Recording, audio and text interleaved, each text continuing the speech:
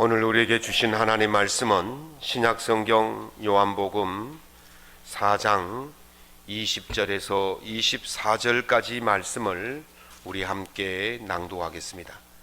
오늘 하나님께서 우리에게 주시는 말씀은 신약성경 요한복음 4장 20절에서 24절까지입니다. 제가 갖고 있는 신약성경 148면에 있습니다. 함께 낭독하겠습니다.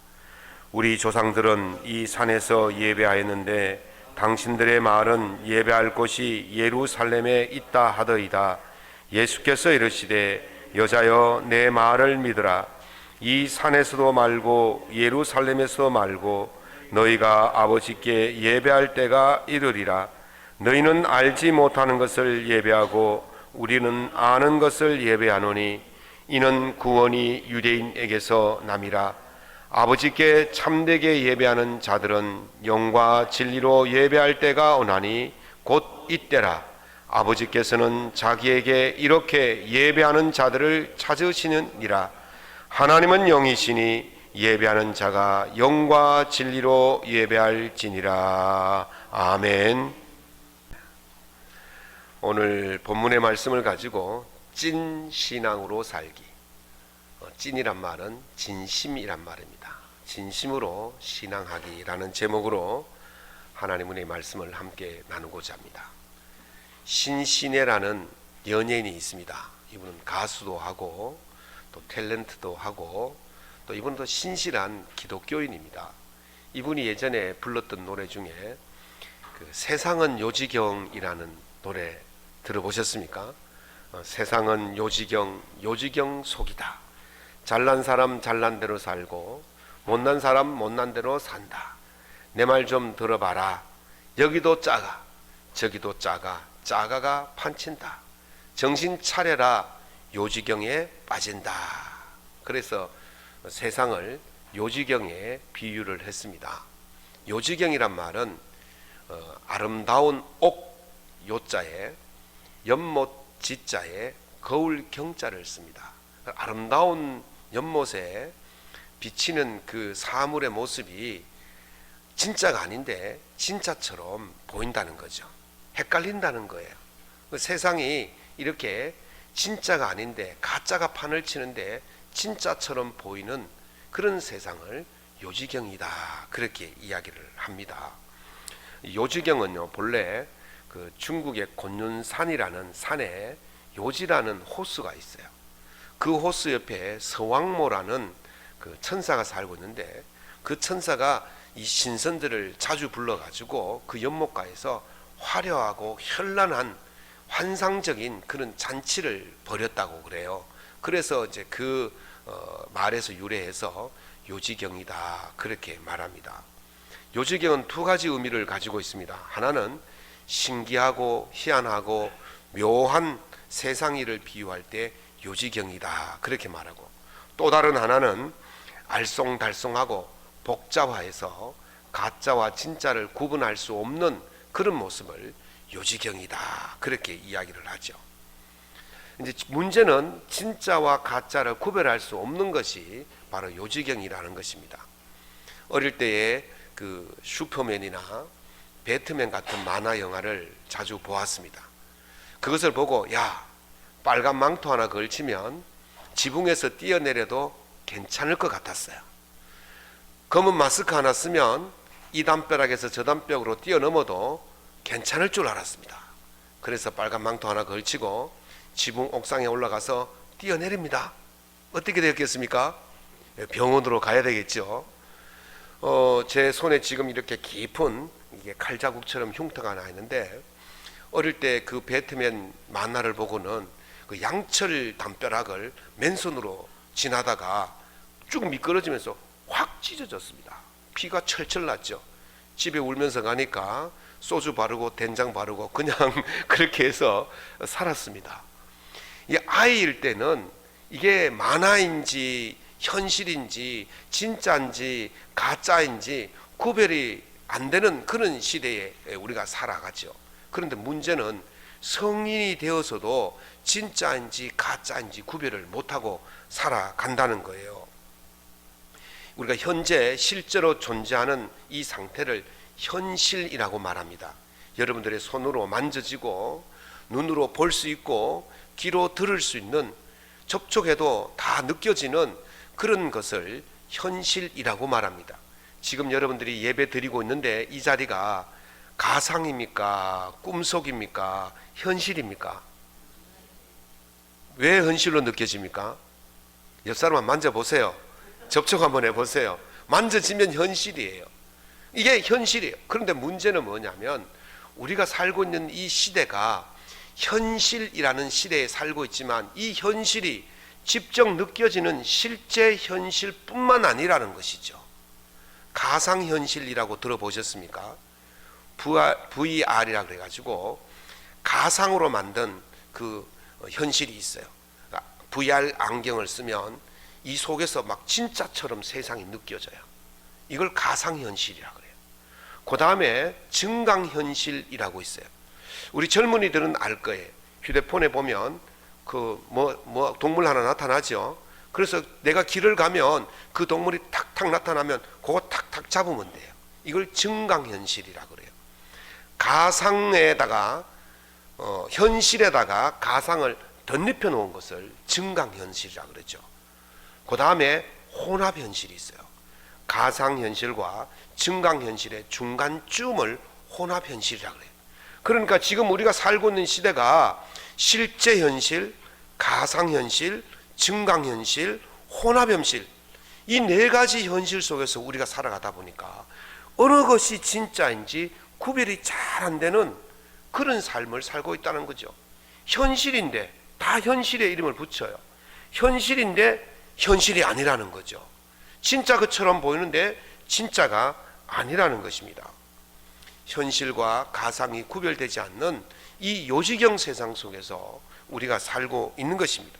진짜와 가짜를 구별하지 못하는 이 세상 속에 우리가 살고 있는 것이 문제인데, 더 큰 문제는 뭐냐면 우리가 신앙하는 신앙이 진짜인지 가짜인지 가상인지 현실인지 잘 구분을 하지 못하고 그렇게 살아간다는 것이 더 큰 문제라는 거예요.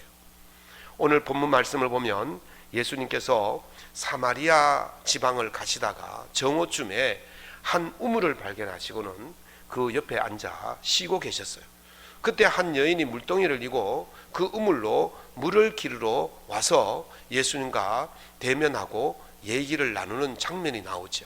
그때의 첫 번째로 나눈 이야기가 뭐냐면 영생에 관한 이야기를 나누고, 두 번째 이야기가 예배에 관한 이야기를 나눕니다. 이 여인이 이렇게 말하죠. 선생님, 우리 조상들은 이 산에서 예배 드려야 한다고 말하고 당신들은 예루살렘에서 예배 드려야 한다고 말합니다. 이렇게 묻습니다. 이 말은 우리는 이 산이라고 생각하고 예배 드리는데 당신들은 예루살렘이라고 생각하고 예배 드리는데, 그러면 예배 드리는 장소가 어느 장소가 진짜 예배 장소입니까? 라고 이렇게 물어보는 거예요. 그때 예수님께서 이렇게 말씀하시죠. 여자여, 내 말을 믿으라.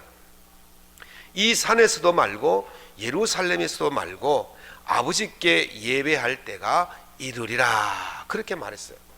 여기서 이 산이란 말은 이 여인이 말했던 이 산이에요. 이 산은 그리심산을 말합니다. 모세가 이스라엘 백성들을 이끌고 광야로 나와서 이제 한 곳에 이르러서 이제 하나님 말씀, 율법을 선포합니다. 하나님의 계명을 선포합니다. 그리고 말하기를 너희가 가나안 땅, 이스라엘 땅에 들어가거든 에발산에다가 큰 돌을 세우고 거기다가 석회를 바르고 오늘 내가 선포한 이 말씀을 다 기록해 놓아라. 그리고 나서 한 무리는 그리심산에 세우고 한 무리는 에발산에 세워라. 그리심산에 세운 사람들에게는 축복을 선포하도록 말하고 에발산에 세운 사람들에게는 저주를 선포하도록 해라. 그렇게 말했어요. 그래서 이제 여호수아가 이 이스라엘 백성들을 이끌고 가나안 땅에 들어와서 에발산에다가 하나님의 말씀을 새긴 돌을 세우고, 그리고 그리심산에 한 무리, 에발산에 한 무리를 세우고 축복의 말씀과 저주의 말씀을 선포하도록 그렇게 했어요. 자, 여기서 이제 착각이 일어나는 거예요. 사마리아 사람들은 그리심산에서 축복의 말씀을 선포했으니까 그리심산이 축복의 산이고, 에발산에서 저주를 선포했으니까 에발산이 저주의 산이다, 이렇게 착각한 거예요. 그래서 자기들이 이 그리심산, 축복을 선포한 이 산에서 예배를 드리면 축복을 받을 수 있다, 여기가 진짜 축복의 산이다, 그렇게 착각을 한 것이죠. 근데 사실 하나님의 말씀이 새겨진 그 돌 비석이 어디서 있습니까? 에발산에 서 있는 거예요. 아니, 하나님의 말씀이 서 있는 에발산이 왜 저주의 산이 됩니까? 착각이라는 거죠. 이것은요, 장소가 중요한 게 아니라는 거예요. 무엇이 중요합니까? 하나님 말씀을 듣고 지키고 순종하고 사느냐, 불순종하고 사느냐, 그것이 중요한 거예요. 다시 말씀드리면, 하나님 말씀을 순종하면 축복이 임할 것이고, 하나님 말씀에 불순종하면 저주가 임할 것이다, 이 말씀을 가르치기 위해서 임의로 사람을 두 표로 나누고 한 것이지, 에발산에 섰다고 저주받고 그리심산에 섰다고 축복받고, 그게 아니라는 것이죠. 중요한 것은 하나님 말씀을 듣고 지키는 자에게 복이 임하게 될 줄로 믿습니다. 그러므로 오늘 예수님께서 그것이 아니다, 정말 중요한 것은 어떤 일정한 장소가 아니라 하나님께 어떻게 예배를 드리냐, 그것이 중요하다, 그렇게 말씀하시는 거죠. 그래서 예수님께서 다시 이렇게 말씀을 하십니다. 너희는 알지 못하는 것을 예배하고 우리는 아는 것을 예배한다 그랬어요. 자, 예수님께서 첫째로 예배를 드릴 때 무엇을 가지고 예배를 드려야 되냐면, 우리의 예배의 대상자가 누구인지를 알아야 한다는 거예요. 그런데 사마리아에 있는 사마리아인들은 예배를 드리기는 드리는데 예배의 대상자가 정확하지 않았다는 거죠. 그래서 예수님께서 예배의 대상자가 정확해야 된다는 거예요. 여러분들, 우리의 예배의 대상자는 하나님이신 줄로 믿습니다. 예배의 장소가 중요한 것이 아니라 내가 누구에게 예배를 드리고 있느냐, 이것이 굉장히 중요하다. 그거 알지 못하고 장소에만 집착하면 안 된다는 것입니다. 두 번째로 예수님께서 진정한 예배가 무엇인지를 말씀하시는데, 오늘 이렇게 말씀하시죠. 아버지께서 참되게 예배하는 자들은 영과 진리로 예배할 때가 오나니 곧 이때라. 아버지께서는 자기에게 이렇게 예배하는 자들을 찾으시느니라. 하나님은 영이시니 예배하는 자가 영과 진리로 예배할지니라. 아멘. 오늘날 우리가 고민해야 할 지점이 바로 이것입니다.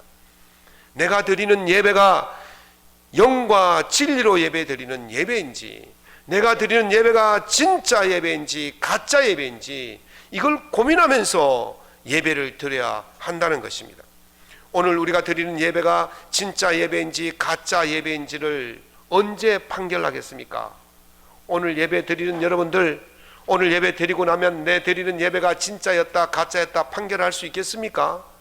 오직 예배를 받으시는 그분 하나님 앞에 설 때에 그 예배가 진짜 예배였는지 가짜 예배인지 판단이 된다는 거예요. 결정적인 순간에 판가름이 나는 거예요.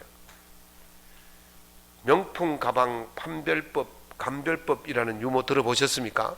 여러분들 아마 다 아실 거예요. 오늘같이 이렇게 비가 갑자기 오면 가방 들고 가다가 자기 머리 보호하려고 가방을 머리 위로 들면 그거는 뭐예요? 가짜 가방이고, 그걸 품속에 넣으면 진짜 가방이라는 거예요. 친구를 만났는데 탁자 위에 탁 이렇게 올려놓으면 그거는 진짜 가방이고, 슬그머니 탁자 밑으로 내리면 가짜 가방이라는 거예요. 결정적인 순간에, 그냥 다닐 때는 몰라요. 그러나 결정적인 순간에 진짜인지 가짜인지가 구별이 된다는 거예요. 우리의 결정적인 순간은 언제입니까? 하나님 앞에 섰을 때, 하나님 앞에 섰을 때에 우리의 신앙이, 우리의 믿음이, 우리의 예배가 진짜인지 가짜인지가 판단이 난다는 것입니다. 예수님은 영과 진리로 드리는 예배가 참된 예배라고 하십니다. 그러면 영과 진리로 예배 드리지 않으면 가짜 예배가 될 것입니다. 그렇다면 영과 진리로 드리는 예배가 무엇입니까? 여러분들 오늘 영과 진리로 예배 드리고 계십니까? 영과 진리로 어떻게 예배를 드립니까? 영과 진리가 뭔지 알아야 영과 진리로 예배를 드리지. 영과 진리로 예배를 드린다고 말하지만 사실 영과 진리가 무엇인지 잘 몰라요. 신학자들은 영에 대해서 여러 가지 해석을 합니다. 영은 성령 안에서 예배 드리는 것이다. 아니다. 영은 우리의 영이 순수한 우리의 영으로 예배 드리는 것이 영으로 드리는 예배다. 이렇게 말을 합니다. 틀린 말은 아니에요. 해석에 따라서 약간의 차이가 있지만 틀린 것은 아닌데, 저는 이 영이라는 영으로 드리는 예배를 사도 바울의 권면을 따르고 싶습니다. 사도 바울은 로마서 12장 1절에서 이렇게 말씀하시죠. 너희 몸을 하나님이 기뻐하시는 거룩한 산 제사로 드리라. 이가 너희가 드릴 영적 예배니라. 아멘. 어떻게 드리는 것이 영적 예배라고요? 너희 몸을 거룩한 산 제사로 드리라. 산 제물로 드리라는 거예요. 하나님이 기뻐하시는 거룩한 산 제물로 드리는 것이 영적 예배라는 거예요. 하나님은요, 거룩한 분이신 줄로 믿습니다. 거룩한 분이기 때문에 하나님께서 받으시는 제물, 하나님께서 받으시는 예물은 거룩한 것이어야 해요. 하나님은 부정한 것을 절대로 받지 않으시는 분입니다. 그냥 아무거나 갖다 드린다고 하나님이 넙죽넙죽 받으시는 분이 아니라 거룩한 것을 받는 분이에요. 그러니까 우리가 하나님께 드릴 때에도 거룩한 것을 드려야 되는 거예요. 그 거룩한 제물 중에서도 가장 기뻐하시는 제물이 무엇이겠습니까? 바로 거룩한 우리라는 거예요. 우리의 거룩한 모습을 하나님께서 가장 기뻐하시는 제물로 받아들이신다는 거죠. 그러면 우리가 거룩한 제물, 이 거룩한 제물이 어떤 제물이냐? 살아있는 거룩한 제물이라고 그랬어요. 살아있는 거룩한 제물이 무엇일까? 보통요, 구약시대 때의 제사를 드릴 때는 짐승을 잡아서 각을 떠서 불에 태워서 그 연기를 올려드립니다. 이게 구약의 제사 방법이에요. 그 죽은 제물을 드린 거죠. 그런데 오늘 바울 사도는 산 제물을 드리라 그래요. 산 제물이 어떻게 드릴 수 있습니까? 어떻게 산 제물로 드릴 수 있습니까? 죽어야 되는데. 이 말씀은 너희의 산 제물을 드리라. 거룩한 너희의 몸을 산 제물로 드리라. 이 말씀이에요. 다시 말하면 그 살아있는 삶을 이야기하는 거예요. 생활을 이야기하는 거예요. 여러분들이 살아있는 삶 그 자체가 무엇이 되어야 한다? 예배가 되어야 한다. 이 말씀을 하는 거예요. 하나님께서 여러분의 거룩한 삶, 살아있는 삶, 그 삶의 거룩한 모습을 기뻐 받으시는 제물이 될 줄로 믿습니다. 그래서 바울 사도는 다시 로마서 12장 2절에서 너희는 이 세대를 본받지 말고 오직 마음을 새롭게 하여 변화를 받아 하나님의 선하시고 기뻐하시고 온전하신 뜻이 무엇인지를 분별하도록 해라. 그렇게 말씀하시는 거예요. 자, 무엇이라고요? 너희 몸을 기뻐하시는 산 제사로 드리라 그랬어요. 그 산 제사가 무엇이냐? 바로 2절에 나와 있잖아요. 하나님의 선하시고 온전하신 뜻이 무엇인지 분별하면서 사는 것이 거룩한 산 제물이라고 말씀하고 있는 것입니다. 그러므로 여러분들이 이 삶을 살아낼 때에 하나님께서 여러분들의 삶을 보시고 영적 예배를 드린다, 거룩한 예배를 드린다, 그렇게 기뻐하시는 것입니다. 우리 장로교 창시자인 칼빈은 이 문제에 대해서 이렇게 해석을 했습니다. 하나님은 모든 시대를 통하여 믿음과 기도, 감사와 마음의 청결함, 그리고 생활의 순수함에 의하여 예배 받기를 원하신다 그랬어요. 믿음, 기도, 또 순수한 생활, 청결한 마음, 이것이 하나님께서 기뻐 받으시는 예배라는 거예요.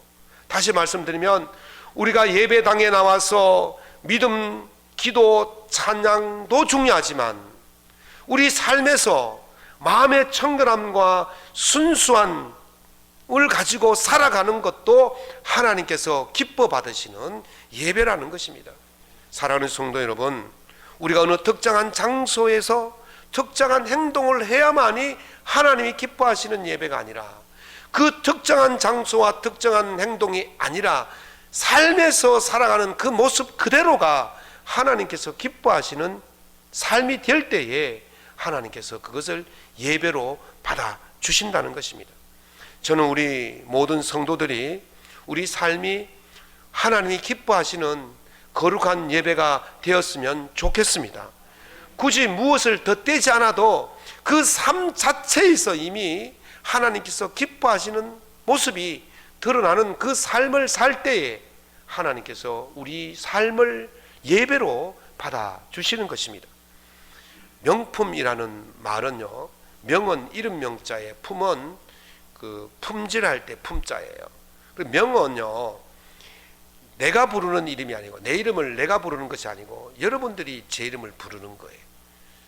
제가 제 이름은 언제 씁니까? 처음 만나는 사람에게 저를 소개할 때에 부르잖아요. 제가 제 이름을 부를 건 거의 없어요. 1년 가도 몇 번 안 됩니다. 그러나 제 이름을 여러분들은 자주 부르잖아요. 언제 자주 부릅니까? 기도할 때마다 부르시죠? 대답을 장모님밖에 안 하시네. 제 이름을 기도할 때 부르죠? 네. 그러니까 저는 여러분들이 제 이름을 아침마다 부르는 걸로 믿습니다. 네, 아침마다 부르시고, 또 급할 때마다 여러분들 제 이름 부르시고 기도해 주시고. 그러니까 제가 제 이름 부를 필요는 없어요. 여러분들이 부르는 이름이 이름이에요. 제 이름이에요. 그리고 품은요, 질을 말해요.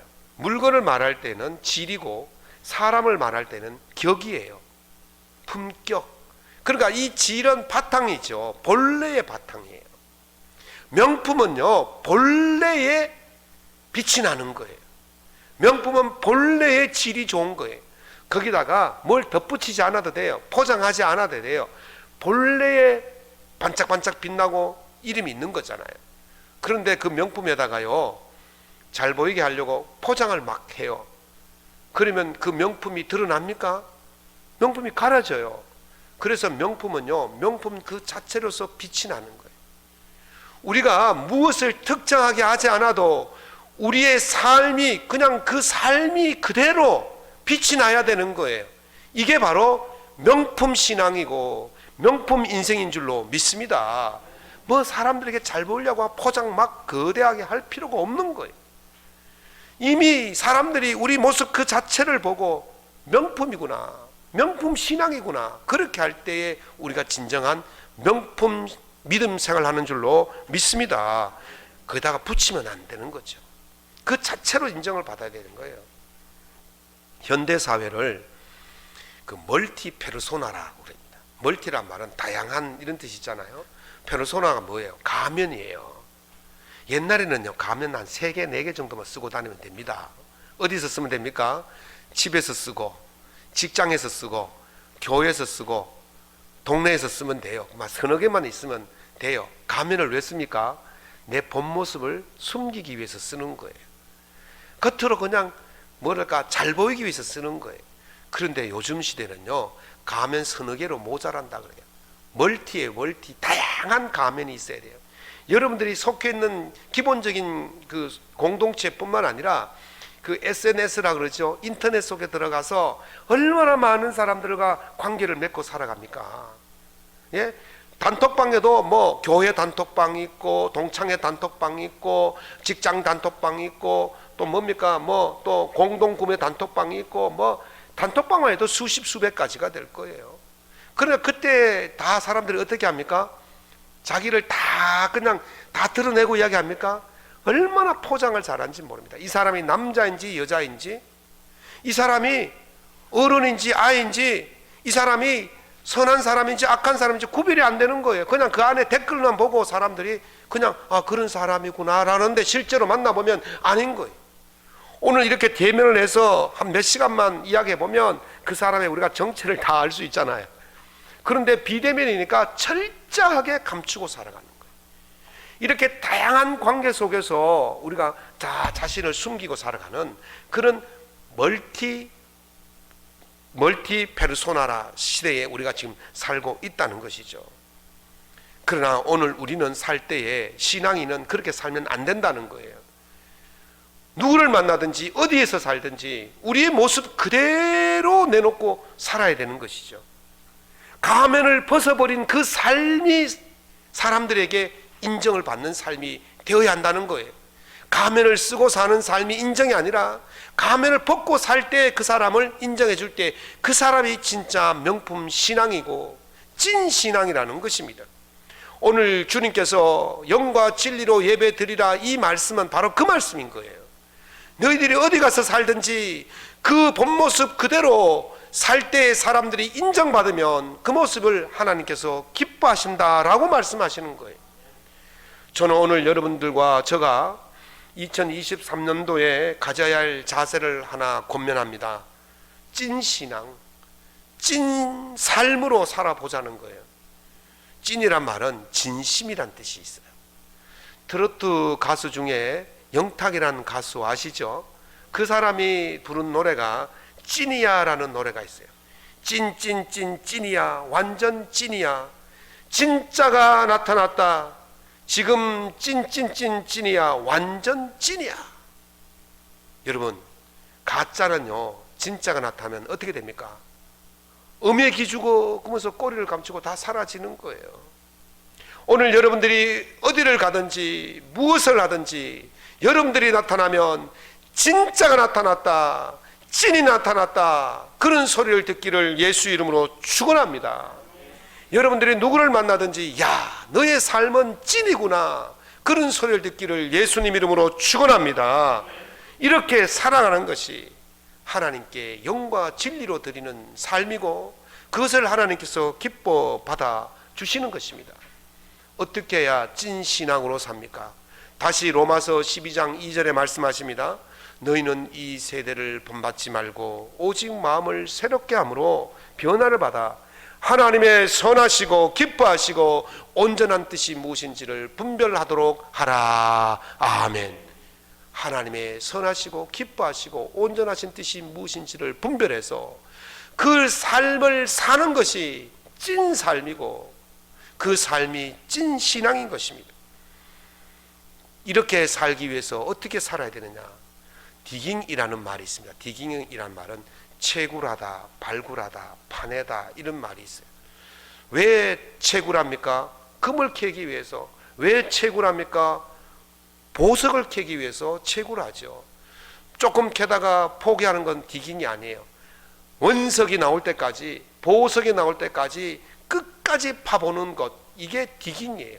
이게 바로 이런 모습으로 살아가야 되는 거예요. 오늘 여러분들이 신앙생활 할 때 찐으로 살기 위해서 조금마다 아이고 힘들어, 아이고 귀찮아, 아이고 어설퍼 그러면서 포기하면 그거는 찐 신앙이 아니죠. 찐 삶이 아니죠. 나올 때까지 파보는 것이 바로 찐 신앙이에요. 찐 믿음이에요. 찐 삶이에요. 그렇게 하려면 뭐가 있어야 되냐면 진심이 있어야 돼요. 진심이란 말은 어떤 대상에 쉽게 변하지 않는 참된 믿음 또는 정성을 다해 깊이 빠져드는 것이라고 그렇게 말을 합니다. 이건 안 돼 하면서 포기하는 건 진심이 아니에요. 될 때까지 해보는 거예요. 끝까지 해보는 거예요. 원석이 나올 때까지 가보는 거예요. 그게 진심인 거예요. 서울대 행복연구소 젠철 교수는 이런 말을 했어요.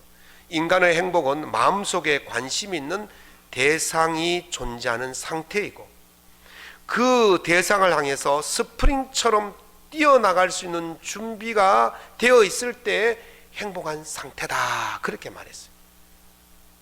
오늘 예수님께서 두 가지를 말씀하셨잖아요. 하나는 예배 드리는 대상이 누군지를 정확히 알라는 거예요. 우리의 예배 대상자가 누굽니까? 하나님이시죠. 우리의 대상자가 누군지를 여러분들은 잘 알고 있어요. 그리고 어떻게 하라고? 그 대상자에게 진리와 영으로 예배하라 했어요.